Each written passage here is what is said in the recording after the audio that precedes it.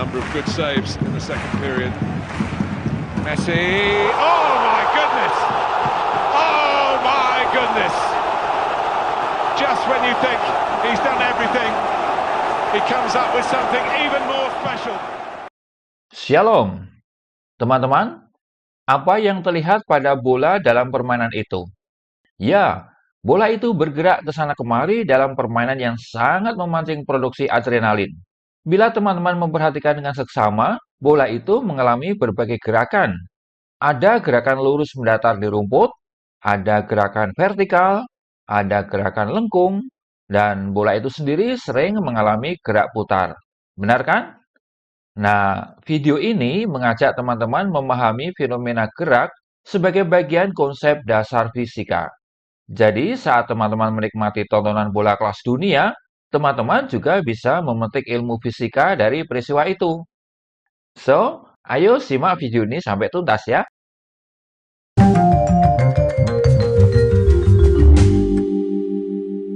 Fisika. Mari kita mulai dari definisinya ya. Gerak. Gerak adalah perubahan posisi suatu benda terhadap titik acuan dalam suatu interval waktu. Gerak dapat terjadi dalam berbagai arah dan kecepatan, dan tentu saja juga dipengaruhi oleh berbagai gaya. Dengan mendasarkan pada bentuk lintasannya, maka gerak dapat dibagi menjadi beberapa jenis, yaitu gerak lurus, gerak melingkar, dan gerak parabola. Yang pertama adalah gerak lurus. Istilah gerak lurus merujuk pada gerak benda melalui lintasan sepanjang garis lurus. Contohnya ya ada pada video pembuka tadi, yaitu saat bola meluncur mendatar di atas lapangan rumput dengan lintasan lurus. Selain itu, gerak lurus juga terjadi saat sebuah kereta melaju di rel yang lurus. Selanjutnya adalah gerak benda pada lintasan melingkar, teman-teman. Oleh sebab itu, gerak ini dinamakan gerak melingkar. Contoh gerak melingkar adalah gerakan bola saat berputar pada salah satu sumbunya. Contoh gerak melingkar yang lain misalnya gerak baling-baling kipas angin, lalu gerak roda mobil, dan lain sebagainya. Kemudian jenis gerakan ketiga adalah gerak parabola. Contoh gerak parabola misalnya ketika bola dilempar melambung pada sudut lemparan tertentu. Contoh gerakan parabola yang lain misalnya ketika batu melesat terlempar dari bandil seperti yang diceritakan pada kisah Daud melawan Goliat. Teman-teman, ketiga jenis gerakan itu dengan mudah dapat dijumpai dalam peristiwa kecil sehari-hari maupun sebagai peristiwa alam yang besar. Bahkan, Alkitab pun mencatat adanya fenomena gerakan ini, yaitu pada kitab Pengkhotbah pasal 1 ayat 6. Ayatnya berbunyi sebagai berikut. Angin bertiup ke selatan, lalu berputar ke utara. Terus-menerus ia berputar. Dan dalam putarannya, angin itu kembali. Nah, begitulah ayatnya. Selanjutnya, untuk teman-teman dikenalkan besaran-besaran fisika di dalam gerak. Yang pertama, di dalam gerak lurus dikenal besaran yang disebut jarak tempuh dengan simbol huruf S besar. Dan di dalam gerak melingkar, dikenal besaran yang disebut sudut yang dilalui theta. Sedangkan dalam gerak parabola, dikenal besaran ketinggian vertikal dengan simbol H dan jarak tempuh horizontal X besar. Lalu di dalam gerak lurus, dikenal besaran kecepatan yang disimbolkan dengan huruf V kecil. Sedangkan kecepatan di dalam gerak melingkar dikenal besaran kecepatan sudut dengan simbol omega. Kemudian ada lagi, yaitu kecepatan tangensial V kecil. Adapun di dalam gerak parabola, dikenal kecepatan vertikal atau diberi simbol VY. Ada juga kecepatan horizontal Vx. Selanjutnya, di dalam gerak lurus, ada besaran yang disebut percepatan A kecil.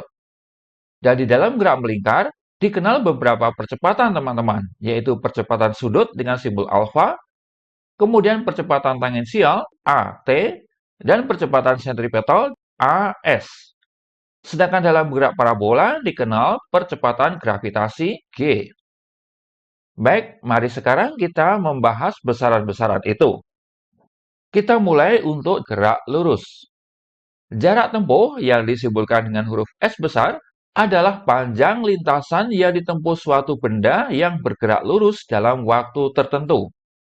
Di dalam sistem satuan internasional, jarak memiliki satuan meter. Dalam gerak lurus, kecepatan adalah besaran vektor yang menunjukkan seberapa cepat suatu benda berpindah tempat dalam selang waktu tertentu beserta keterangan arahnya. Kecepatan di dalam sistem satuan internasional memiliki satuan meter per sekon. Analog dengan jarak tempuh di dalam gerak lurus, di dalam gerak melingkar ada besaran yaitu sudut yang dilalui yang diberi simbol theta. Satuan untuk sudut yang dilalui ini adalah radian. Namun, sebelum kita membahas besaran yang lain dalam gerak melingkar, yaitu kecepatan, untuk teman-teman dikenalkan besaran-besaran khas yang hanya ada di dalam gerak melingkar. Besaran khas yang dimaksud adalah frekuensi. Frekuensi yaitu jumlah putaran gerak melingkar yang berlangsung di dalam satu satuan waktu. Satuan untuk frekuensi adalah putaran per sekon atau hertz. Frekuensi biasa diberi simbol huruf F kecil. Kebalikan matematis dari nilai frekuensi disebut periode yang diberi simbol huruf T besar. Periode mengindikasikan waktu yang diperlukan sebuah gerak melingkar untuk melakukan satu putaran secara penuh. Sebagai besaran waktu, tentu saja satuan periode adalah sekon. Nah, kini kita membahas kecepatan itu sendiri ya. Di dalam gerak melingkar dikenal besaran kecepatan yang disebut kecepatan sudut. Kecepatan sudut merupakan besaran vektor yang menyatakan besar sudut yang dilalui setiap satuan waktu. Arah kecepatan sudut tak lain adalah arah perputaran lingkarannya. Dan satuan kecepatan sudut adalah radian per sekon. Teman-teman, selain kecepatan sudut, di dalam gerak melingkar dikenal juga besaran kecepatan lain yang dinamakan kecepatan tangensial. Kecepatan tangensial merupakan laju perubahan posisi suatu benda atau titik materi yang berada di tepi luar lingkaran terhadap waktu berdasarkan lintasan lurus. Kecepatan tangensial arahnya selalu menyinggung lingkaran dan tepat tegak lurus terhadap jari-jari lingkaran. Kecepatan inilah yang sering dirujuk saat teman-teman berbicara sehari-hari mengenai kecepatan kendaraan misalnya. Sedangkan dalam gerak parabola, terdapat besaran ketinggian benda terhadap permukaan bumi yang disimbolkan dengan huruf H kecil. Juga ada besaran yaitu jarak tempuh horizontal yang disimbolkan dengan huruf X besar. Kedua besaran ini juga memiliki definisi yang sama dengan jarak tempuh pada gerak lurus teman-teman. Satuannya dalam sistem internasional tentu saja meter. Sementara untuk besaran kecepatan memiliki definisi yang sama dengan besaran kecepatan pada gerak lurus. Lalu ada prinsip penting nih teman-teman, yaitu bahwa semua jenis gerakan di mana nilai kecepatannya selalu tetap, itu merupakan gerak beraturan. Oleh sebab itu, gerak lurus dengan kecepatan tetap dinamakan gerak lurus beraturan atau disingkat GLB. Lalu gerak melingkar dengan kecepatan tetap atau lebih tepatnya kecepatan sudut tetap dinamakan gerak melingkar beraturan atau disingkat GMB. Dan yang istimewa pada gerak parabola yaitu ada unsur gerak lurus beraturan atau GLB, yaitu komponen gerak horizontalnya. Nah, teman-teman, berikutnya mari kita bahas besaran percepatan. Percepatan merupakan perubahan kecepatan yang terjadi secara teratur yang berlangsung selama waktu tertentu. Bila semua gerakan yang tidak mengalami percepatan dinamakan gerak beraturan, maka semua gerak yang mengalami percepatan beraturan dinamakan gerak berubah beraturan. Oleh karena adanya percepatan ini, terjadi gerak berubah beraturan. Di dalam gerak lurus dikenal gerak lurus berubah beraturan atau disingkat GLBB. Sementara bila percepatan terjadi di dalam gerak melingkar, dikenal gerak melingkar berubah beraturan atau disingkat GMBB. Dan di dalam gerak parabola, pola gerak berubah beraturan merupakan GLBB yang terjadi pada komponen gerak vertikalnya. Di dalam gerak lurus percepatan, selain memiliki nilai, tentunya juga memiliki arah ya, yaitu searah dengan arah kecepatan. Satuan untuk percepatan dalam sistem internasional adalah meter per sekon kuadrat. Sedangkan di dalam gerak melingkar agak sedikit kompleks teman-teman. Karena di sini tidak hanya terdapat satu macam besaran percepatan saja seperti yang lain loh. Besaran percepatan dalam gerak melingkar ada tiga. Percepatan sudut, percepatan tangensial, dan percepatan sentripetal. Percepatan sudut merujuk pada perubahan kecepatan sudut yang terjadi di dalam waktu tertentu. Percepatan sudut memiliki satuan radian per sekon kuadrat. Percepatan ini searah dengan arah kecepatan sudutnya. Lalu berikutnya adalah percepatan tangensial. Percepatan tangensial terjadi secara tangensial, sehingga arahnya searah dengan arah kecepatan tangensial. Satuan untuk percepatan tangensial adalah meter per sekon kuadrat. Adanya nilai pada besaran percepatan sudut dan percepatan tangensial ini mengindikasikan terjadinya gerak melingkar berubah beraturan atau disingkat GMBB. Lalu bagaimana dengan percepatan sentripetal? Percepatan ini arahnya selalu menuju pusat lingkaran. Percepatan sentripetal memiliki satuan radian kuadrat meter per sekon kuadrat. Tetapi harap dipahami ya teman-teman, besaran percepatan sentripetal ini ternyata selalu ada, baik di dalam gerak melingkar beraturan maupun di dalam gerak melingkar berubah beraturan. Sebab percepatan sentripetal ini sebetulnya lebih berfungsi untuk menjaga keseimbangan gaya-gaya sehingga benda yang bergerak bisa tetap stabil pada lintasan putarnya. Nah, kemudian untuk jenis gerak parabola ada satu besaran percepatan yang unik. Besaran percepatan ini dinamakan percepatan gravitasi. Maka nilainya tidak pernah berubah di seluruh permukaan bumi ini, yaitu 10 meter per sekon kuadrat.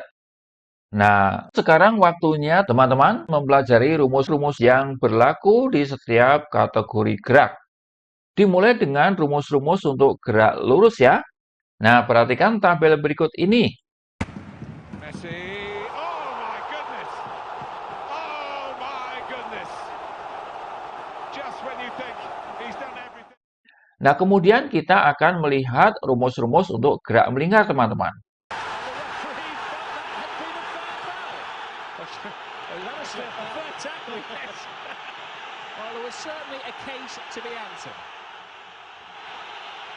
Two wonderful pieces of skill. First from Iniesta, and then we see Leo Messi for the first time tonight, successful in one of those mazy runs. It's not a dive from Messi. Nah, kemudian kita akan melihat rumus-rumus untuk gerak parabola. Venezuelan-born centre-half's head. Little Messi does a little about turn. Away he goes. Messi takes an all-comers. Messi keeps going. That is the only way to stop it. And the referee felt that had been a fair foul. That was a fair tackle, yes. Well, there was certainly a case. Dan teman-teman, inilah saatnya teman-teman berlatih mengerjakan soal. Soal yang pertama. Sebuah balok meluncur pada bidang data licin tanpa gesekan dengan kecepatan tetap 1,5 meter per sekon. Setelah perjalanan 2 sekon, lintasan tiba-tiba menjadi kasar, sehingga balok mengalami perlambatan 1 meter per sekon kuadrat sampai akhirnya berhenti. Pertanyaannya nih teman-teman, berapakah jarak tempuh total balok sejak mulai berangkat sampai berhenti? Mari kita lihat penjelasannya. Nah, di dalam soal itu ada beberapa informasi yang penting, teman-teman. Kita sebut segmen gerak pertama. Gerak pertama ini adalah GLB atau gerak lurus beraturan, di mana balok bergerak dengan kecepatan tetap 1,5 meter per sekon. Waktu untuk bergerak ini sama dengan 2 sekon. Kemudian segmen gerak kedua adalah gerak GLBB atau gerak lurus berubah beraturan. A-nya adalah minus 0,5 meter per sekon kuadrat. Kok ada minus? Sebab balok itu mengalami perlambatan. Kemudian ada informasi akhirnya balok berhenti. Kalau balok itu berhenti, maka VT-nya tentu saja 0. Nah, yang pertama dihitung jarak tempuh untuk gerak segmen pertama. Kita beri simbol S1. Kita pakai rumus S1 sama dengan V kali T. Sehingga S1 sama dengan 1,5 kali 2. Hasilnya adalah 3 meter. Kemudian untuk mendapatkan jarak tempuh balok pada gerak kedua atau S2, kita tentukan dulu waktu tempuhnya. Kita gunakan rumus VT sama dengan V0 plus AT. Ingat teman-teman bahwa VT-nya adalah 0 karena benda berhenti. Sehingga bila angka-angkanya dimasukkan, kita dapatkan bersamaan 0 sama dengan 1,5 dikurang 0,5 kali T. Sehingga T sama dengan 1,5 dibagi 0,5 atau sama dengan 3 sekon. Setelah itu terapkan rumus VT kuadrat sama dengan V0 kuadrat tambah 2AS2. Ingat teman-teman, VT-nya 0 ya, sehingga hasilnya 0 kuadrat sama dengan 1,5 kuadrat ditambah 2 dikali minus 0,5 kali S2. Penyederhanaan menghasilkan 0 sama dengan 2,25 dikurang S2, sehingga S2 sama dengan 2,25 meter. Dengan demikian, jarak total yang ditempuh balok dari perjalanan segmen pertama dan segmen kedua adalah S1 ditambah S2, sama dengan 3 tambah 2,25, atau sama dengan 5,25 meter. Asik bukan? Biar tambah asik, kita kerjakan soal berikutnya ini. Sebuah titik materi bergerak melingkar pada bidang horizontal dengan membuat 14 kali putaran per 4 sekon. Setelah itu, kecepatan putarnya perlahan-lahan meningkat dalam waktu 10 detik menjadi 25 putaran per 5 sekon. Bila jari-jari lingkaran per putaran itu adalah 1/4 meter, tentukan A. Frekuensi kondisi pertama dan kedua, B. Kecepatan sudut pada kondisi pertama dan kedua, dan C. Nilai percepatan sudutnya. Ayo teman-teman, kita kerjakan. Informasi penting di dalam soal itu, pada kondisi pertama terjadi 14 putaran per 4 sekon. Kemudian pada kondisi kedua, terjadi 25 putaran per 5 sekon. Sementara itu, jari-jari lingkarannya adalah 1/4 meter, dan waktu yang diperlukan untuk perubahan kecepatan itu adalah 10 sekon. Pertama-tama, kita tentukan frekuensinya. Teman-teman, untuk itu gunakan rumus F sama dengan N per T kecil. Pada kondisi pertama, frekuensinya kita beri simbol F1. F1 sama dengan 14 dibagi 4, sehingga hasilnya F1 sama dengan 3,5 Hz. Untuk kondisi kedua, atau F2, hasilnya adalah 25 dibagi 5, yaitu 5 Hz. Selanjutnya teman-teman akan menentukan kecepatan sudut atau omega. Rumus yang digunakan adalah omega sama dengan 2pi kali F. Pada kondisi pertama, kecepatan sudutnya kita beri simbol omega 1, dan pada kondisi kedua, kecepatan sudutnya omega 2. Untuk omega 1, 2pi kali 3,5. Hasilnya adalah omega 1 sama dengan 7pi radian per sekon. Kemudian untuk omega 2 sama dengan 2pi kali 5. Sehingga hasilnya omega 2 sama dengan 10pi radian per sekon. Selanjutnya untuk percepatan sudut atau disimbolkan dengan alfa, digunakan rumus alfa sama dengan omega 2 dikurang omega 1 dibagi T. Maka dengan mudah bisa didapatkan alfa sama dengan 10pi dikurang 7pi dibagi 10. Sehingga hasilnya alfa sama dengan 0,3 pi radian per sekon kuadrat. Nah, kemudian soal yang ketiga. Dalam satu sesi permainan, Lionel Messi melakukan tendangan bebas dengan kecepatan awal 12 meter per sekon dan sudut tembak 30 derajat. Berapakah tinggi maksimum dan jarak maksimum yang dicapai bola itu? Mari kita kerjakan. Informasi penting di dalam soal itu adalah ada V0 sama dengan 12 meter per sekon, V0 adalah kecepatan mula-mula, kemudian A adalah 30 derajat, yaitu sudut tembak, dan G atau percepatan gravitasi adalah 10 meter per sekon kuadrat. Pertama-tama, teman-teman perhatikan diagram yang ada di layar. Terdapat dua komponen arah kecepatan, yaitu V0x dan V0y.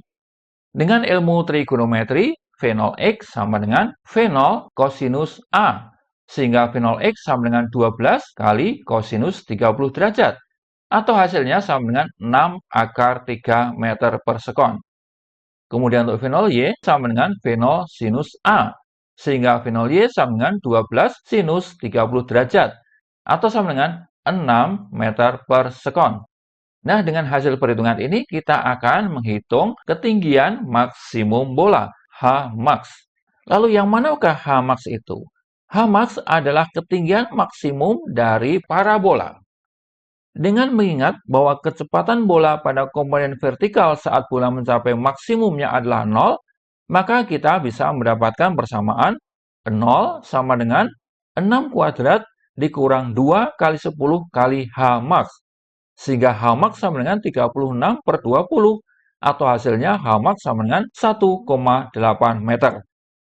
Nah, kini saatnya kita akan menentukan jarak maksimum yang dicapai bola itu. Untuk itu, teman-teman harus menentukan waktu tempuhnya secara horizontal. Perhatikan diagram ini. Diagram parabola ini terbagi menjadi dua segmen, teman-teman, yaitu segmen sebelah kiri dan segmen sebelah kanan. Keduanya terbagi sama persis sebagai simetri satu sama lain, sehingga waktu tempuh untuk segmen sebelah kiri pasti akan sama dengan waktu tempuh sebelah kanan. Waktu tempuh masing-masing segmen ini kita beri simbol T setengah. Nah, sekarang teman-teman berfokus pada segmen sebelah kiri. Kita terapkan rumus VTY sama dengan V0Y min GT setengah. Rumus ini adalah rumus yang diterapkan untuk benda yang bergerak vertikal ke atas atau meninggalkan bumi. Sehingga diperoleh persamaan 0 sama dengan 6 dikurang 10 kali T setengah. Sehingga T setengah sama dengan 6 per 10 atau sama dengan 0,6 sekon. Tetapi untuk sampai kembali ke tanah lagi secara sempurna, bola membutuhkan waktu T setengah ditambah T setengah, atau 2 kali T setengah. Sehingga waktu tempuh total di udara adalah 2 kali 0,6 sekon, atau sama dengan 1,2 sekon. Nah, kini saatnya kita tinggal menghitung jarak tempuh bola dalam arah horizontal dengan rumus yang sangat sederhana, yaitu X sama dengan V0X kali T. Bila angka dimasukkan, maka X sama dengan 6 akar 3 dikali 1,2. Hasilnya, X sama dengan 12,47 meter. Jadi, Pak Messi menendang bola dengan ketinggian maksimum 1,8 meter dan jarak tempuh bolanya 12,47 meter. Wow, luar biasa pemain satu ini ya. Dan teman-teman, inilah akhir dari pembelajaran fisika tentang gerak. Untuk semakin memantapkan materi penting ini, teman-teman jangan ragu-ragu untuk menonton ulang video ini sampai benar-benar paham ya. Oke, sampai di sini perjumpaan kita. Tuhan memberkati.